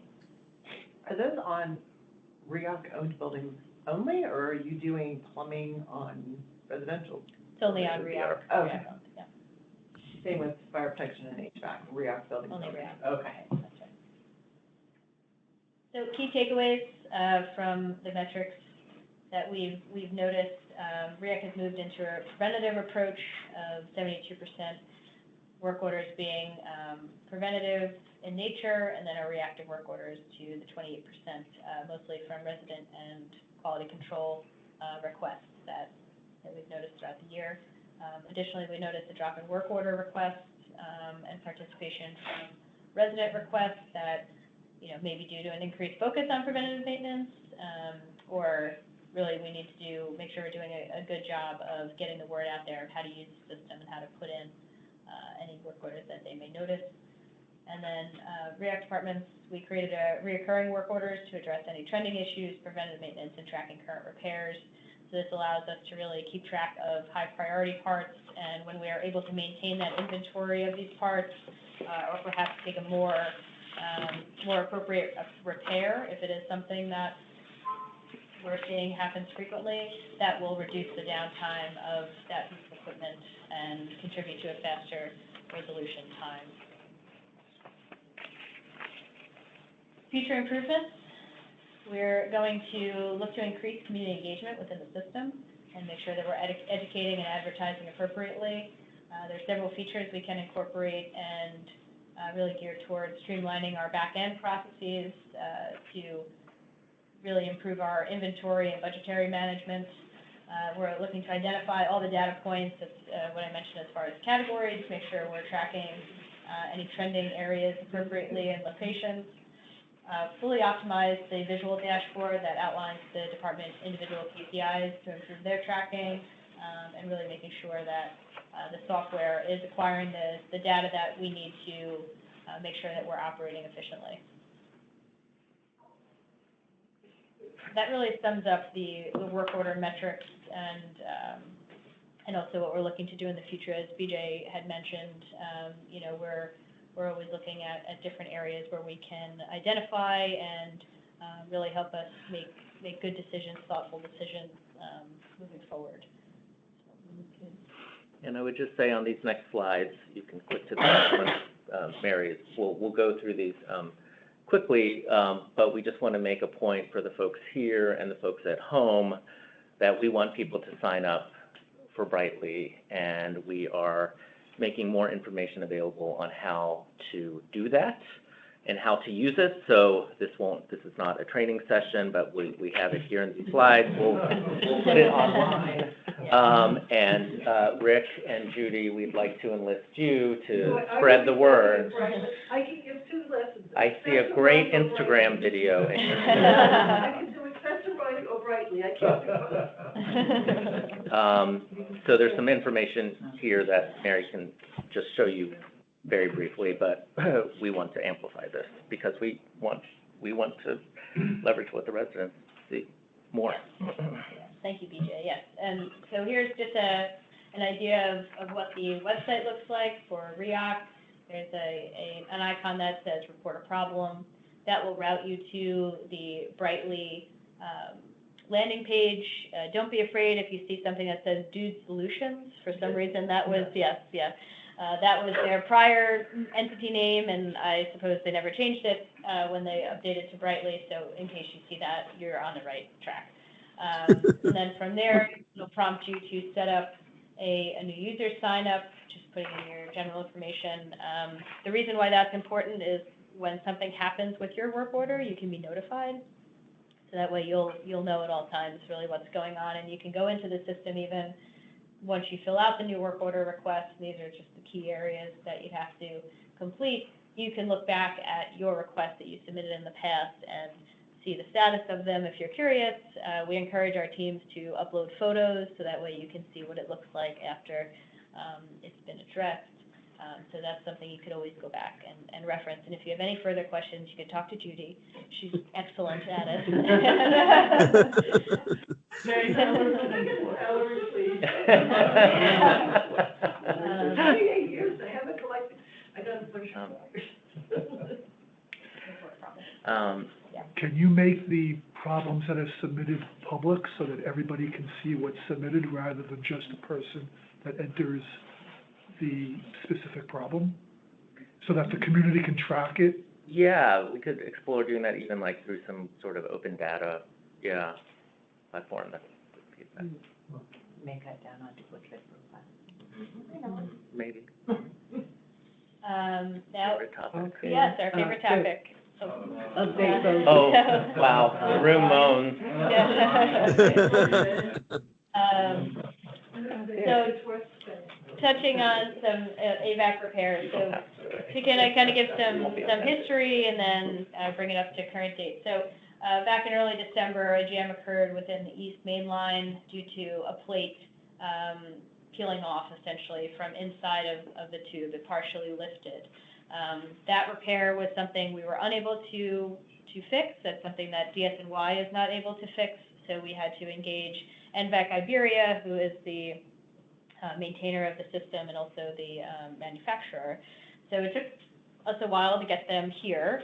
They were able to come in mid-January. They successfully made the repair, which you can see in this photo here. It's a continuous pipe. You can see where the patch was laid flat, and that area was effectively fixed. However, during DSNY's inspection, as they were checking the system to make sure it was good to open, they identified a clog that was a little bit south of the original jam. After several unsuccessful attempts, they came back to us and asked if we could engage a water jetting contractor to essentially blow through the jam and then free up the line. The issue became the freezing conditions that we had. You cannot put water into a system if it's below freezing. So we currently have had the water jetting company here this week, and we've seen some good progress. So hopefully we'll have more to report by the end of this week or early next once that's going through. On January 18th, a separate jam formed on the west side that was impacting one building, 505 Main Street. That was resolved on February 10th by DSNY. Some of the items contributing to the jam, actually Bryant has them in a bag.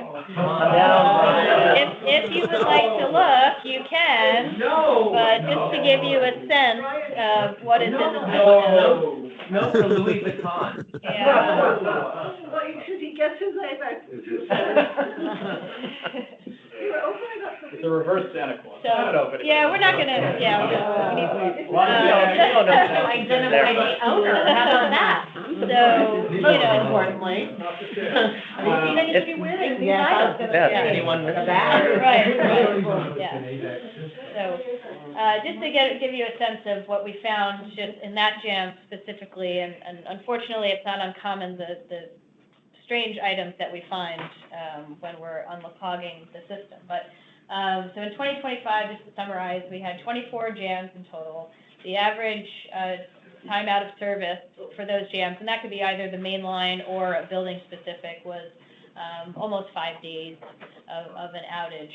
And, you know, of the total days that the system was, some part of the system was offline last year, it came out to about 1/3 of the year that the system was impacted in some way.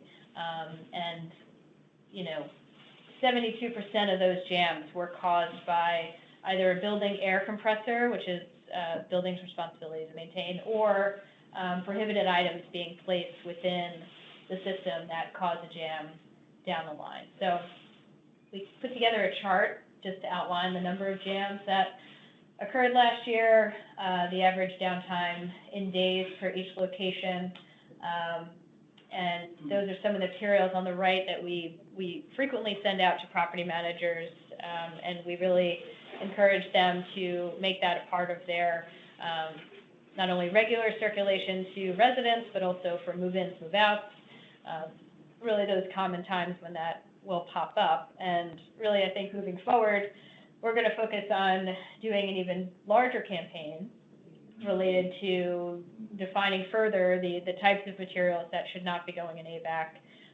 and making sure that there's more compliance from the buildings moving forward, because if 72% of the jams are caused by what's thrown in it, you know, I think there's room for improvement with that. And please consider other languages besides English. Yeah, that's great. Mhm. Yeah, Yeah. that's great. And if you'd like to look at what's in the bag, you can. Just on our body. Just on the AVAC for a second. Sure. So in Riverwalk, the AVAC's been out since mid-December. Mhm. It's island-wide. Is that, I mean, Yeah, the East Main Line, is that what you mean? well, Riverwalk is part of the South East Main Line. Southtown. Yeah, Yeah, the South. East Main Line has been out since December, and that was related to the partial plate obstruction, and then after that, there was another clog. So the discovered January that we're 18th working thing in. extended it further. Correct. Any idea when it's going to be resolved? We're working on it now with the water jetting firm because the temperatures are warm enough, and we've seen some positive feedback from that, so we're hoping that it's not too long. Wait for warm weather. And I'll tell you what we do find. too. Until the next. Yeah, I'll tell you what we find. There's an Yeah. infestation in some of the buildings with fruit flies. Yeah. And they think it's because of the, well, you know, because of the garbage being in the AVAC rooms. They should put it in the ground bin. It's really So bad. that gets taken out regularly. Yeah. Really good point for compost tea. Yeah. Are we considering fining the building for jams? Yeah, we're, We're looking into it. yes, we're looking at our ground lease again to see what teeth we can add to these requests to buildings to Because handle it's this. an source of revenue. Yeah. Right, or they can spend the money to make that opening smaller, Yeah. or they can pay fines. Yeah. Yeah. Oh, so what could the buildings do then to improve it? Well, you know, some of the low-hanging fruit, we think, is certainly the signage, communications regularly with residents. We've talked even in this committee about how the buildings handle move-outs. And just requiring the buildings to be a more active participant in managing the AVAC situation. One of the things that may help is managing better the recyclables. Yeah. Our apartment is right next to the trash chute, Uh-huh, and we can hear when the recyclables Uh-huh, are thrown uh-huh, in. uh-huh. They're crashing Yeah. right next to our bedroom. Mm. So better management of recyclables. Yeah. What was in this bag was mostly plastic. yeah. Interesting, yeah. So Yeah, part of the issue is that the people who are actually in charge of collecting the recycling from these rooms, they just don't bother because they'd rather not do the work, so they just throw them into those chutes. So requesting these buildings to do some sort of camera-based surveillance system, simply like from an angle so that they can simply tell if their own employees are actually doing their job, as well as those residents are doing such things. That might be the most effective method for doing. Making the opening size smaller is just going to mean that people are going to figure out more clever ways to put things in there that really shouldn't be. They might, I mean, if it can actually fit, right? The sad thing is, my building has 20 RA rooms, are big, they're spacious, they're clean, they're well taken care of, and people still throw things down. I love the Louis Vuitton handbag, I really think it's so appropriate. Yours, Judy. No, the people who live in, it's sad, because if you go to the senior center and you talk to anyone, a lot of people have told me, they hear the recycling going down the chute, and they see the staff throwing it down the chute. And that's, it's just against the law. I mean, That's what I hear. it has to be the administration, the management of landings. They don't care. They I don't can care, tell you they right do now, not we had a care. gas leak today, and they said that there was no gas leak. You just walk on that shit. No, it's sad, I mean, and We can- also, some buildings have tiny little AVAC rooms, we have beautiful AVAC rooms. Okay, all right, let's move it on. Wanted to highlight just an upcoming Phase 2 part of our West Promenade pathway improvements. So just highlighting work that occurred in Q4 of last year. We took a look at the West Promenade curb cuts and implemented a grade change and ADA compliant curb cuts for that area. So you see on the left side, before we had a lot of puddling, pooling, right in the pedestrian pathway. There was also no curb, no actual sidewalk, which is a pedestrian safety issue when it comes to vehicular traffic being right next door. So then you have the after photo where we raised the lighting bollards onto the sidewalk area, and then also put in the new elements to the pedestrian crosswalk there. Now, looking at Phase 2, the plan is to continue this work down that West Promenade pathway. Again, on the before photos, there's a tremendous amount of pooling and water, call them water features, really, that appear during these large weather events, large or small, I'd say. And it's also an uneven surface. It's not really safe especially for those that may be in a wheelchair navigating that area. The width of the pathway changes also as you continue further south, so there's just numerous issues that we are endeavoring to correct. So the after rendering that we have on the right-hand side, that really gives you a kind of a picture and idea of what the pathway will look like once it is completed at the end of that. Now, the shrub elements that runs along that western side of the pathway, thank you, Jack, for meeting with us. Yeah, I was going to thank you yeah. for engaging us Yeah. on discussing that. Yeah, we appreciated that. We had very good discussions about the shrubs, and as much as we thought about, can we relocate them? Is there a way to save them? Unfortunately, due to the age of the shrubs and the nature of the work and how we would need to shift the shrubs, it wasn't going to be the case. So what we had agreed upon was removing the shrubs from that area and then replanting and making sure that they're maintained the right way moving forward once they are planted along that western side. So our goal at the beginning of the year, before we got all the snow, was to begin this work in March and get that area all up and running before cherry blossom season. Obviously, the weather has thrown a wrench into some of that, so it is weather depending. We'll have to monitor to see when the best time would be, but that's our plan as of right now. You know, just, some people I talk to like it without those shrubs there. They like the fact that it's not there, and that you can walk in that green area, and you see more of the view of the waterfront, so maybe you should discuss that with others as well. Well, we Is can there any also plan keep to ever them, put a sidewalk or something in between, keep them low. They don't have to go to the between You the don't need them at all. end of the Yeah, sidewalk and when you Queensboro approve Bridge, them, and you there's no keep them, they sidewalk. won't go And all anywhere. the tourists walk, many tourists just have walk to down the hill. It villages. is so dangerous. Yeah. And you can't stop them. I mean, is there a way that we can put a sidewalk in there? Because, you know, and they're also climbing over the barriers. And Yeah. they're taking pictures in the middle of the street, Yeah, you know? yeah, And, definitely interested in improving that Is there a spot. way to improve that, put a sidewalk in?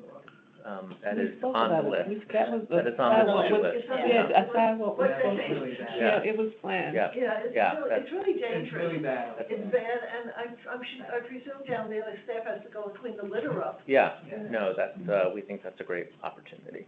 Thank you. Yeah. Shall I fund this? If you'd like to. Sure. We're gonna sell the Louis Vuitton bag. We'll call it the Judy Birdie Can I Overlook. just say one last thing, Rick, those are native shrubs, the red cedars, or actually they're junipers. And the scent that they give off, especially in the summer and spring, is wonderful. Spiders live inside there and produce beautiful webs, and they capture insects, beneficial and non-beneficial insects. So there are many wonderful things about it, plus they keep the water flow, controlled, the roots of those shrubs. And we're not lacking for views on the island, I mean, we really have lots of views, so some native shrubs along there, I think, would be wonderful. We're gonna move on to snow I operation. think other people will disagree, but, Okay. yeah. The environmental facts are environmental facts. Right. So, So, snow. moving And on this is the to- final item? Yes. To, Yes.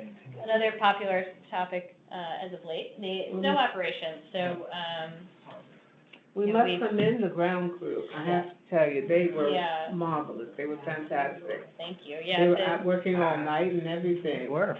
Yeah, They really yeah. were wonderful. This was a big team effort with, really the ground, public safety, transportation, mechanics, really, the whole team really, came together very well to manage the snow on the island. So we added just some photos so you can see, it was the largest snowfall that we've had in a very long time. So it was something that, really required that type of commitment to remove it safely.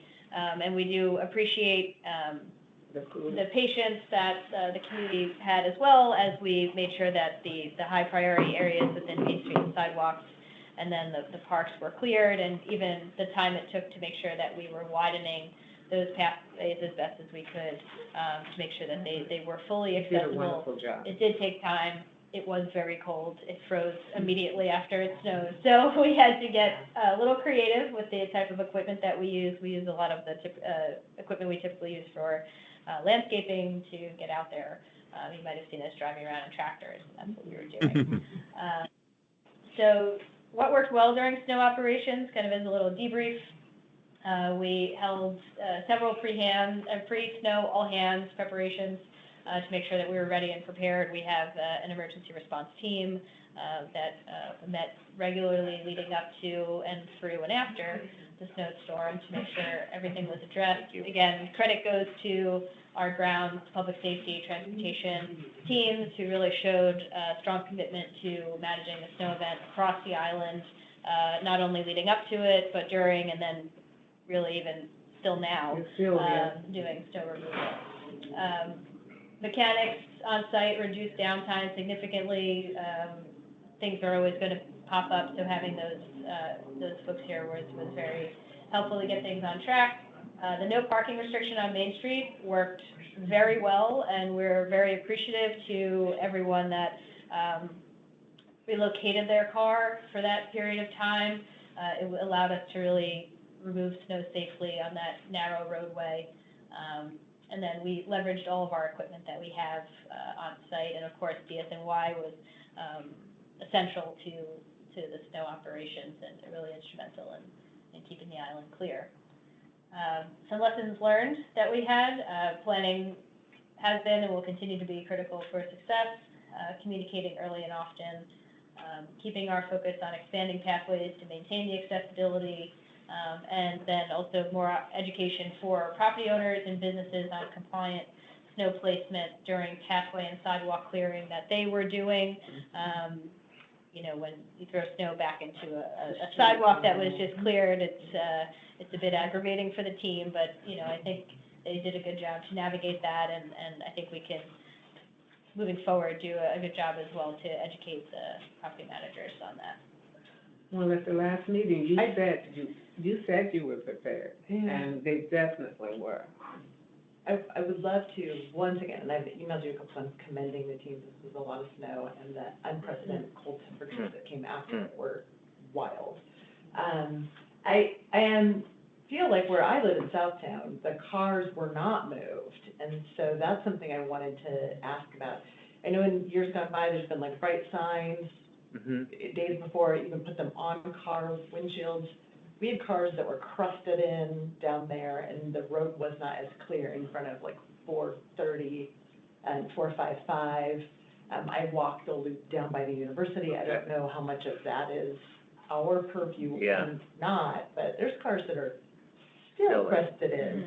So I thought you guys, number one, made an incredible plan. Number two, communicated early and often. And so I guess my question would be, number three is, do we tow them next time? Like, what do we do? Yeah, and we do, Anthony, I don't know if you want to address it, because I do know. I'm not even in tickets. Because I do know, I'm not sure about the southern area, because we would check in about this, but certainly along Main Street, we actually did have good car removal. And what part of Main Street? Because I live on Main Street right. too. I say Main Street like the street. I remember you saying that there was one car that we did have to tow. We only had to tow one car for the entire time. And what we did was, Main Street from Blackwell House up to the motor gate is what we did, the no parking. Oh, it didn't extend to Southtown? It didn't extend all the way to the end, because you had the double road, the wider road. Yeah. We were very worried about, and this is the reason why we had no parking on the narrow area, was because if we got, you know, they were fitting 12 inches to 18 inches, there would have been no way to get through the road. Yeah. So in the past, what's always been done is if we have a big snowfall, it's always the no parking restrictions from Main Street from Blackwell House up to the motor gate. So, and that provided, but with us being able to get the extra free parking in the motor gate and underneath the helix, it provided people places to park. And, you know, we tried to do a balance. It was a balance of, you know, people had to park somewhere on the island, and we could only get a certain number of cars in the motor gate and under the helix, and people that lived here, where were they gonna be able to park? So, you know, that was the decision that we were making as we move forward. If it got worse, we would have, but, you know, we didn't want to tow cars during a snowstorm also. That's the hard thing. We put them on. Yeah. We put the stickers on, we put the papers on, and, I guess, it's kinda hard. yeah, I assumed when you said no parking on Main Street, it meant all of Main Street. So that's why I'm seeing cars in Southtown that are, you know, still crusted in. And I guess I would wonder, because it does impact, everything impacts pedestrians. Everything impacts wheelchair users. Everything impacts people with strollers. And so if we had the ability to get all the cars off and your crew could actually really clear, we wouldn't have It'd be even better. the same berms and the crawling over. I was out that night because my work got canceled on Monday. We knew that, so I was up island with friends. And when I went to walk home, you know, I could see that the street had been plowed, and that was great. I could not safely cross Main Street. I had been in Manhattan Park. I live in 460. I was able to walk down, and when it was time for me to get to my house, I was like, I'm stuck. So just something for them to be a little more cognizant of as they're clearing, like, allow spaces for people to be able to cross. It's something we definitely look, Yeah, moving yeah, forward. Remember, we hadn't had a snowstorm where we had to restrict parking on Main Street in years. I mean, I've been. No, again, 2.5 years. it was a phenomenal Never had a night time. yeah. You know, in the Riverwalk Commons, the sidewalk that goes from like Granny Annie's to the pizza place, that never gets plowed. Yeah. You know, the rest of the sidewalks get plowed, but that one sidewalk to go from south to north never gets plowed. It's And that very is an strange. accessibility issue, Yeah. because when people are coming down the subway, they can't go up the stairs if they're using a wheelchair, they would go Right. along Granny Annie's. But if they wanna get to Pink's or any of these other businesses, right? So I've noticed that as well, right? But there's stairs on that one, isn't it? Right, yeah. No, the one that goes. The other one. Oh, the other one. Kitty corner too. Cuts across the commons. Yeah, okay. Yeah, and certain, things that I noticed as well, I emailed you about that one thing with the walkway from the, ferry to South Yes. Sports Park. But I also noticed, which I didn't email you about, I should have, is that some of the buses, when they had bus stops, if you got out at the back of bus stop, you were walking right into a wall of snow. So there weren't shovel outs for the back of the bus. So this was at the tram, this was at, right in front of public safety. I think all of us. All It was all of us. Yeah, so, because I know that at the tram particularly, I knew that people were trying to get onto the bus from the tram, and literally, it was snowed up until right before the door. So they had to go into, like, the tiny little whatever, path. Mm. Yeah, so that was really kind of dangerous, so you really couldn't get in safely, and people were slipping, and it was not a great thing. But the other thing that I should have, and, wanted to bring up, was that a lot of the bench at Sports Park wasn't shoveled out. So like, I brought my father to Sports Park, he's 94 years old, for him to be able to sit on the bench to wait for the bus. I had to practically guard him, to make sure he was able to do that. So just make sure that the benches are shoveled out. That's it. The only other thing is about the library. It's beautiful, Blackwell Park, by the house, but it stopped at the library property. And that's like another 100 feet to shovel. So the library, there was a little bit of shoveling, but it was all ice. So it's like, you guys are coming this way, just be courteous and do the library side, because it's the only private place on that side of the street. And so you're walking along, it's fine, but until you get there, and then it's ice to pay. Yeah.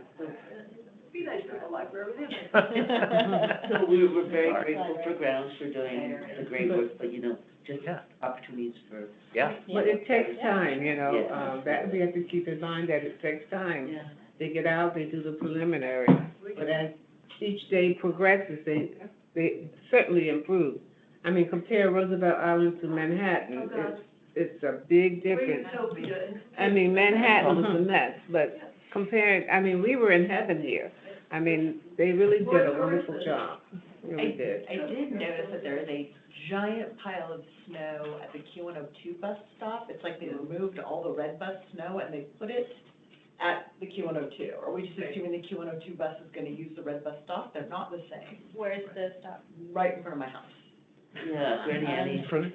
Where anybody would get off Yeah. the bus and go to the Yeah. subway. Yeah. They would use the red bus stop. Okay. Yeah, they, But it's also blocking a fire hydrant, I noticed that also. the mountain That- snow. that mountain of Yeah, snow, we fire have hydrants actually, right there. we've reached out to DSNY to see if they could come and help with the larger mounds of snow.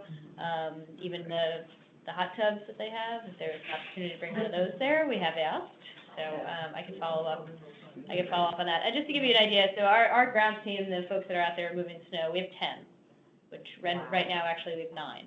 So if you think about it, the entire island and the transportation and PSD certainly did jump in, so maybe 9 with an asterisk of getting out there, removing the snow from snow event beginning basically until now. So they were here for through the night, and then there were shifts that were coming in and out. So, you know, with the team that we have, they really did a phenomenal job to maintain the island. Yeah, just giving it a sense of the personnel. Yeah, they did a great job. Thank you. Yeah.